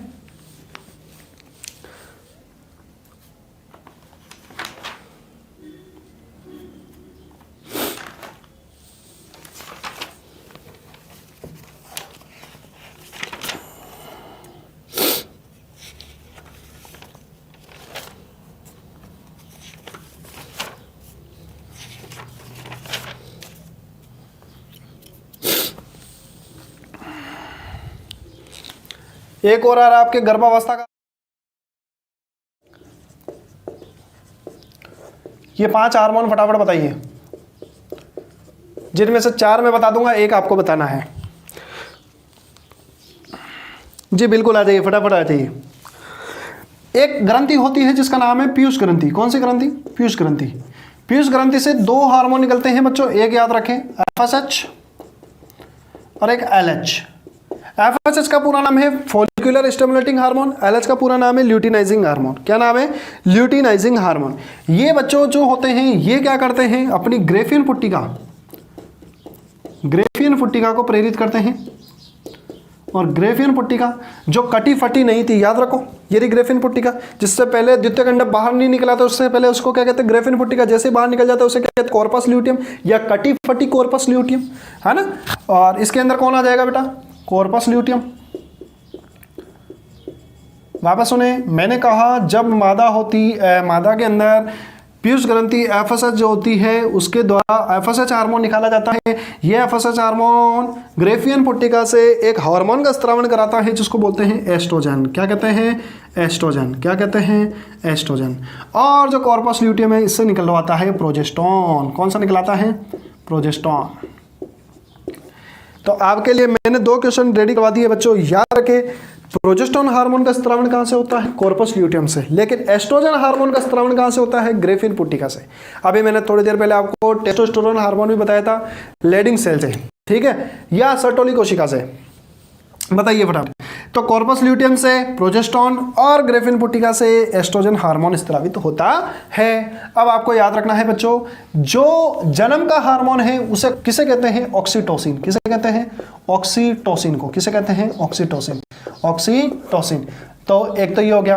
दूसरा फिर मैंने कहा गर्भावस्था का हार्मोन किसे कहते हैं? तो गर्भावस्था उसे कहेंगे बेटा जिसके अंदर मादा की जो एंडोमेट्रियम होती है ना, मादा की। अच्छा, इसको वाले को साफ कर दूं क्या?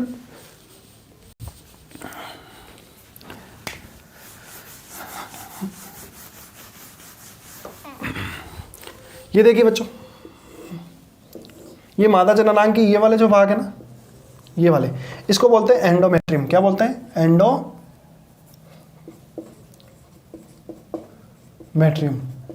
इस एंडोमेट्रियम जो है ना, इस एंडोमेट्रियम को बेटा मजबूत बनाता है। क्या बनाता है? मजबूत। क्यों बनाता है? क्योंकि बेटा सुनो, यहां पर आएगा बेबी। आ गया बेबी। अब ये बेबी है ना, बेबी कौन सा वाला? सोना बाबू वाला बेबी नहीं, ये वाला बेबी। अब ये बेबी यहाँ से क्या बनाएगा बेटा? प्लेसेंटा। क्या बनाएगा? प्लेसेंटा। अब जैसे ये प्लेसेंटा इस यहाँ से जुड़ेगी गर्भाशय से, तो ये गर्भाशय की भित्ति अगर गलती से टूट गई तो बेटा ये वापस गर्भ गिर जाएगा। गर्भ गिर जाएगा, और गर्भ गिर गया तो बेटा वापस प्रेगनेंसी लगेगी नहीं, वो मासिक धर्म आ जाएगा। तो गर्भ गिराना नहीं है, गर्भ लगाना है।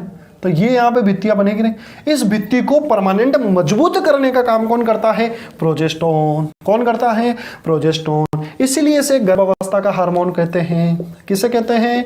गर्भावस्था का हार्मोन प्रोजेस्टेरॉन को। परंतु सुनिए, इस माताश्री को या इस महिला को प्रेगनेंसी नहीं लगवानी, सामान्य मासिक धर्म है, तो वो अंडाणु क्या करेगा? बाहर निकलेगा। और जैसे ही बाहर निकलेगा तो अपनी ग्रेफियन पुट्टिका से एक हार्मोन निकलता है जिसका नाम है एस्ट्रोजन। क्या नाम है? एस्ट्रोजन। ये एस्ट्रोजन जनाब क्या करेगा? ये एस्ट्रोजन इस एंडोमेट्रियम को तोड़ देगा और यहां से लगातार रक्त का स्त्रावण होगा, और ये रक्त आगे जाके इस अंडाणु के पास अनिषेचित अंडाणु के साथ मिलकर मासिक धर्म बनाएगा। क्या बनाएगा? मासिक धर्म, फर्स्ट पीरियड्स बनाएगा। ठीक है। अब इस मासिक धर्म के दौरान रक्त जो है वो कहां से आता है? एंडोमेट्रियम से। उसको तोड़ने का काम कौन करता है? एंड्रोजन। तो ये ध्यान रखिए, ये एंड्रोजन जो है गर्भ गिराने का हार्मोन भी करता है, या इसको अपन यूं कह सकते हैं मासिक धर्म का हार्मोन। ये मासिक धर्म लाता है, तो इसको क्या कह सकते हैं अपन? आगे लिख देता हूं मैं, इसे मासिक धर्म का हार्मोन कहते हैं। सारे बच्चे ये वन लाइनर क्वेश्चन रेडी कर ले। मासिक धर्म का हार्मोन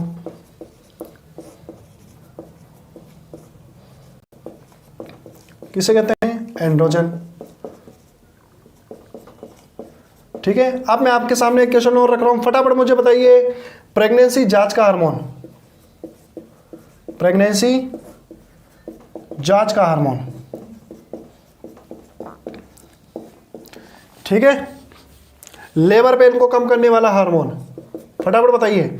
लेबर पेन को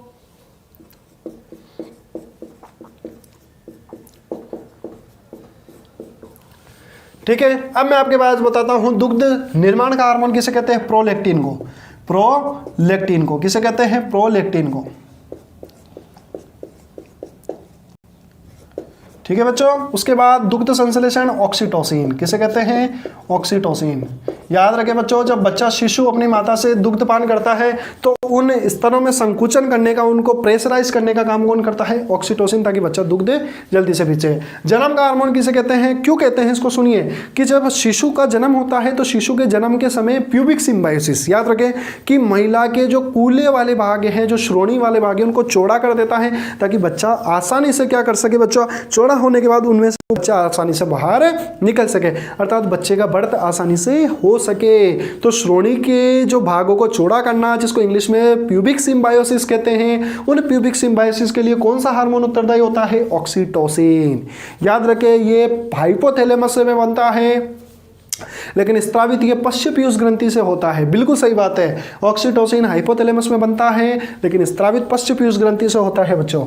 अच्छा, उसके बाद में लव का हार्मोन आप सभी को बताना है, ठीक है, आपको खुद को बताना है। चलो, अच्छा, फिर उसके बाद में मैंने आपको भी बोला मासिक धर्म का हार्मोन किसे कहते हैं? एंड्रोजन।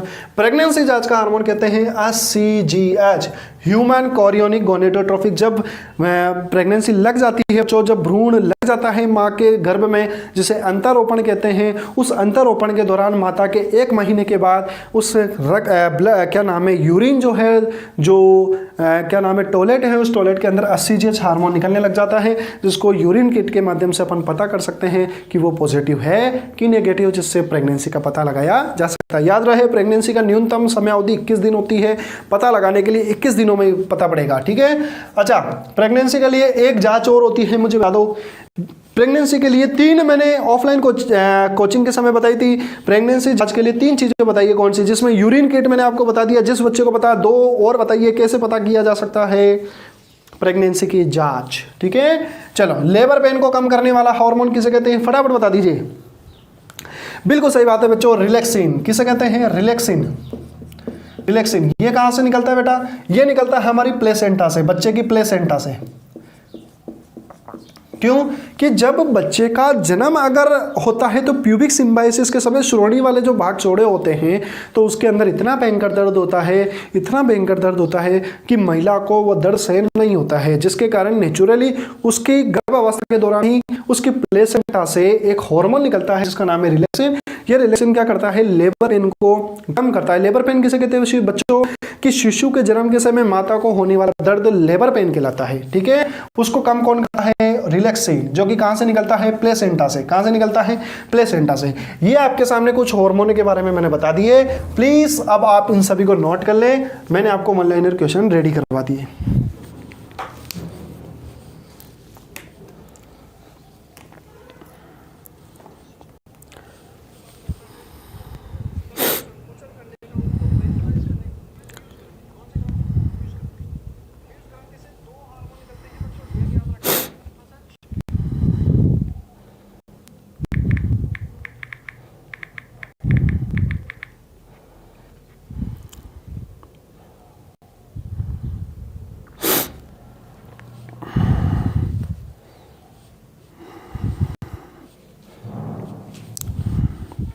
Very good. ये कौन है? सुनीता शर्मा जी। इन्होंने भयंकर अच्छे से आंसर दिया है।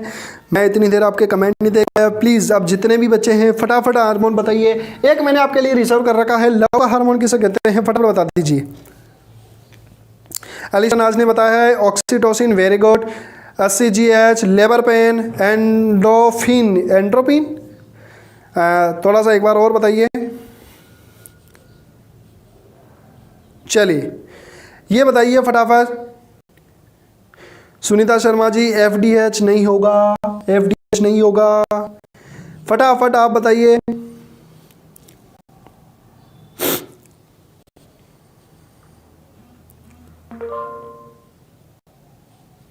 फटाफट बताइए, लव का हार्मोन किसे कहेंगे? मैं इंतजार कर रहा हूं।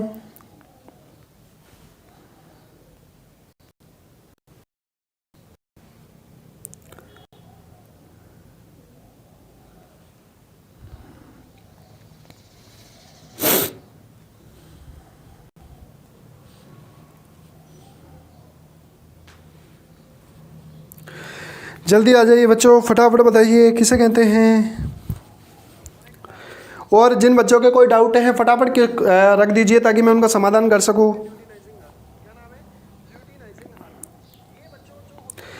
बच्चों एक बार वापस सोचिए, सुनीता शर्मा जी ने ऑक्सीटोसिन बताया है, अलीशा नाज ने ऑक्सीटोसिन बताया है। एक बार लव का हार्मोन वापस सोचिए बच्चों, किसे कहते हैं, वापस सोचिए।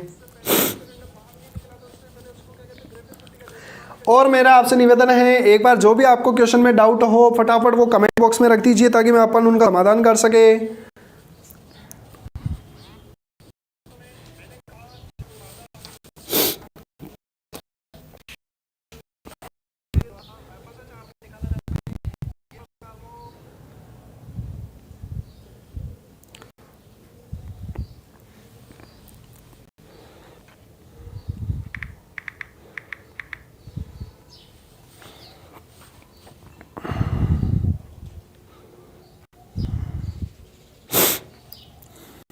चलिए, सुनीता शर्मा जी ने ऑक्सीटोसिन बताया है। चलो बच्चों ठीक है, अब मैं बात कर रहा हूँ बच्चों, हाँ बिल्कुल, अलीशा नाज ने भी यही बताया है। चलो बच्चों वेरी गुड, किसे कहते हैं बेटा, ऑक्सीटोसिन को। अच्छा कोई बच्चा ये बता सकता है कि ऑक्सीटोसिन को ये हार्मोन क्यों कहते हैं, बताएंगे, बताएंगे क्यों,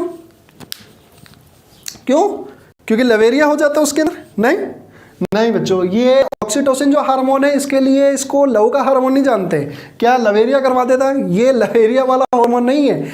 थोड़ा सा इसके ऊपर गौर फरमाइए बच्चों, कुछ ऐसे होते हैं बच्चे जिन्होंने ये दिमाग लगा लिया होगा कि इसको लव का हार्मोन इसलिए कहते हैं सर कि कहीं ना कहीं इलू इलू, और इस इलू इलू के लिए ऑक्सीटोसिन हार्मोन को जाना जाता है। तो बच्चों नॉट इलू इलू, तो अपनी मम्मी होती है, मम्मी को उस शिशु के जन्म के आधार पर इतना ज़्यादा स्नेह याद आता है, इतना ज़्यादा प्रेम आता है, इतना ज़्यादा लाड लड़ाती है वो अपने बच्चों को कि उसके पास एक शिशु आया है, एक भ्रूण आया है जो कि उसने अपने 9 महीने अपने गर्भ के अंदर रखा है, जिसका दर्द, जिसकी पूरी गतिविधियां उसने नोट करी है। तो उस बच्चे के प्रेम के प्रति, उस बच्चे को जन्म देने के कारण उस हार्मोन को क्या कहते हैं, लव का हार्मोन कहते हैं, ना कि बच्चों फरवरी के महीने के अंदर इलू इलू के कारण कहते हैं। चले बच्चों